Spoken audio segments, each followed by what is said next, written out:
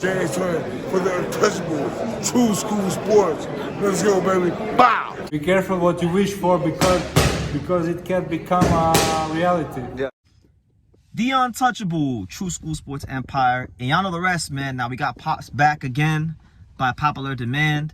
And listen, guys, lost in the shuffle of Tank Davis, Lamont Roach, the knockdown, you know, the robbery. It was not a robbery. Gary Anton Russell. Lost in the shuffle of that PBC card was the card in Puerto Rico on the zone on the same night. You had the former 140-pound IBF champion, one of the most entertaining, most dangerous, and most aggressive fighters in our sport was in action. And that guy is a fighter that goes by the name of Subriel Matias from Puerto Rico. And he had a fight against Gabriel Golas Valenzuela from Mexico. Valenzuela was one of these fighters. I remember he fought Montana Love a couple years ago. Montana Love had a tough fight with him, but beat him. So he's decent, you know. I guess he had won enough fights, got high enough in the IBF rankings, and believe it or not, this is actually an IBF eliminator fight. So the winner of this fight was going to become the IBF mandatory challenger, and the winner of this fight was, in fact, Subriel Matias, which means this does, in fact, make him the mandatory challenger to Richardson Hitchins. But Pops, before we get into that, let me just briefly recap the fight. Sure. You know, it was an interesting fight. You know, in this fight, I think we saw the Matias of old, the guy that, you know, had that volume punching, that fight. You know, he even used his footwork and angles a little bit in this fight, was a bit more defensively responsible at times in the fight. And what we saw was, I saw the guy that fought, you know, all those guys, like the guy that was knocking people out, making them quit. You know, I saw No Mas Tias. I saw that guy in this fight. A lot of volume, consistent jab, and just slowly but surely and methodically beating the hell out of Gabriel Golas Valenzuela in the fight. I gotta wag my finger at Gabriel Golas Valenzuela's corner because he clearly had the fight beaten out of him by the 7th round, and somehow he negotiated with his corner to fight one more round, and his corner sent him out there for the 8th round, and he got packed up and got beat up even worse. So wag of the finger there, speedy recovery to him. But listen, it's crazy how quick things can turn, because 6 months ago, 8 months ago, everybody was ready to write off Matias. They said he was garbage. He was overrated. Well, guess what? That overrated garbage fighter, he's Richardson Hitchins mandatory now. So look, it's funny, Pops, because when Matias was the champion and Hitchins was the mandatory challenger, he didn't want to go there to Matias. He was talking about rehydration clause. Oh, it was maybe weak and this, that, and the third, right? Yeah. But as soon as Liam Parr got that belt, you see where he went. He went to fight Liam Parr, and credit to him. I honestly didn't think he was gonna beat Liam Parr when he did.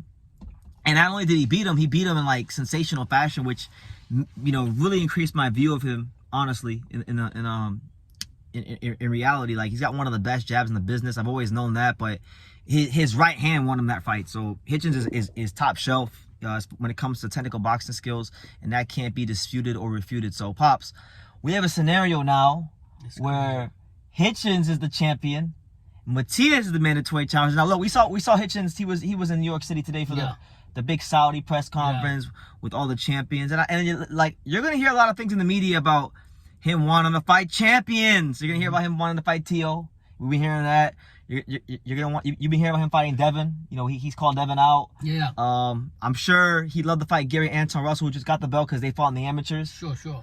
But will there be any mentions of fighting his mandatory challenger, Subriel Matias? Because I have a long memory. Listen, I understand boxing. I understand the business. Listen, from a business standpoint, it was the smartest thing he ever did to wait for Matias to lose to Parle. You know, a lot of people didn't think that was going to happen. So when it happened, it favored him. He got a good match against Parle where he won, and now he's the champion. So it paid off business-wise. But look, they always say the cream rises to the top. So just because he lost that one fight, he came back right on the spin.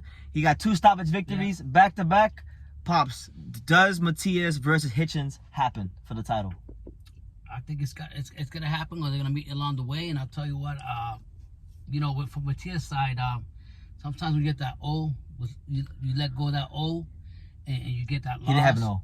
He has 2 losses. Okay, he has 2 losses, and it comes in there, and you didn't take your opponents lightly, or you were off a night. I'm talking about Matias.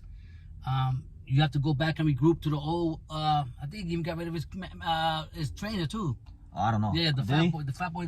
No disrespect, I like him, Panda? Yeah, Panda don't. I think they split up. Yeah, Okay. they mutual. They split up. I don't. And to be honest, I think that that second loss to Pyro, which is surprising. Not surprising to Pyro and all the people that know boxing, but I'm saying to him, actually made him. He had to go back to his basic, make adjustments, and in this fight, he looked like the Matias of old. You know, he did, like you said, the footwork. He did this and he did that. The volume. And he showed, and he went with some powering shots like he's got. We know he's got that.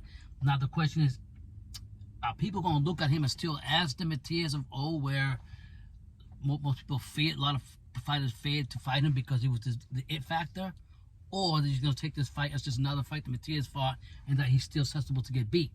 I think on the other side of the coin with Hitchins, he's been on a good run. He's doing everything good. I've vastly improved. Hitchins in Over the last couple of years. Yeah. So when that fight happens, and if and when that's gonna happen, I think it's a tough fight. I'm not even gonna pick Matias over Hitchins, only because I've seen his last couple of fights and I've seen what he's done, and he's greatly improved. To me, I'm not gonna say this guy. Not give credit to Matias for the victory and how he won, but the level he's fighting, the level of fighter that Matias fought, is not the same level of fight he's fighting Hitchins.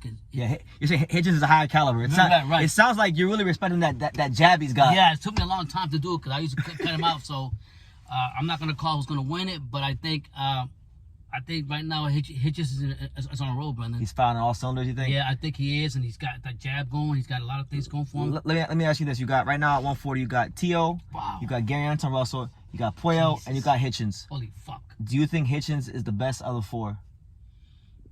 I know it's hard to say because you guys haven't fought each other, yeah, but do you think is he the hardest guy to beat? Is he the hardest code to crack? I'm gonna say in the beginning I would say that, but now he's tougher. I think he's a tougher fighter now than when he first came out. His job's gotten better, and his boxing skills also gotten better as time gone on, and he's become a very confident fighter as time goes on. And he's showing me that right now he's calling everybody because he wants everybody, and why not? So you think like the fights against like Lemos and Paro and these kind of guys, yeah, these have sharpened him up a lot, you think? Sharpen up his tools and it give him more confidence to come into the fight. So I'm glad Matias won, but I still got to see the real Matias. Okay. I'm not gonna say because he beat this guy. He was a little. Yeah, because the two guys he's fought, they're all right, but like they're not world level. Hitchins, the last two fights in Hitchins, and I used sharp to talk shit about Hitchins. I used to say, "Oh, what the fuck's this guy doing? He don't got nothing." I'm tired of you talking about Brandon. We talk off that. I told him, I'm not here to turn me on. But man, how's he growing and mature? Sharp. And then that straight jab when he throws it out there, and he knows how to use his distance, and he can talk this shit because he's showing it. And he's fought quality fighters. So, to me, the question is still out on Matias. I love him, Puerto Rican, but I know what he's just going to bring right now. Yeah. I'm going with the guy that's still riding the train.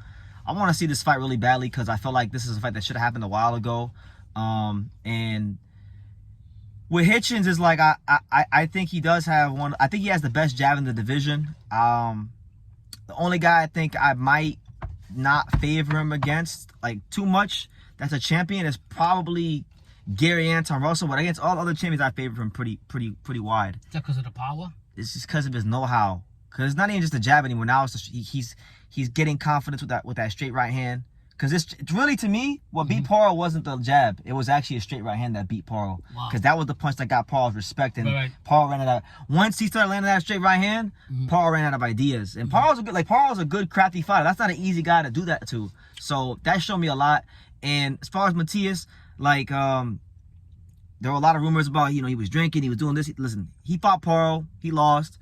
I still think he has probably one of, if not the best chance to beat Hitchins at 140 because of the physicality, because of the volume. That's a fight where, the same way the straight right hand worked for Hitchins against Paro, it's got to work that way against Matias. Right. If he can't back Matias up off him, it's gonna be a long night. Yeah. So back him up or with that jab and keep him off. It has to keep that. Like he needs to work that straight right hand off that jab. And Matias is right there. He keeps his head right on the center line. Oh, man. So Hitchins has to find a way to get his respect early in that fight. Otherwise, it will be a long night. But that's the intrigue of it all. Can Hitchins, outfox and outbox Subriel Matias. And can Subriel Matias, you know, take Hitchins to those deep, dark, uncomfortable places? Because these two got history.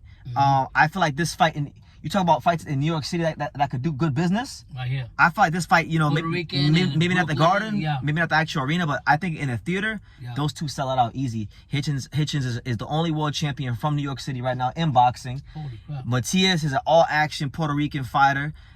You know, black kid from Brooklyn, Puerto Rican all-action fighter. I don't see how it doesn't do good business, but either way you cut it up, slice it and dice it, Matias is the mandatory. And that jab, that beautiful jab, because I've learned to respect more Hitchins a jab more than in the past, because how he uses with his distance. Yeah. He's judging his distance. He's not coming in anymore. He's setting it up from the distance and going in there with that jab. And that jab is the key. And I think with having a pressure fighter like Matias coming in with the volume punching, I think that for me, for Hitchins to win this fight is fucking use that jab and keep your distance. I got you. And let him work it.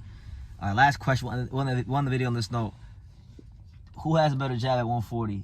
Hitchins or Devin Haney? Holy shit. Damn.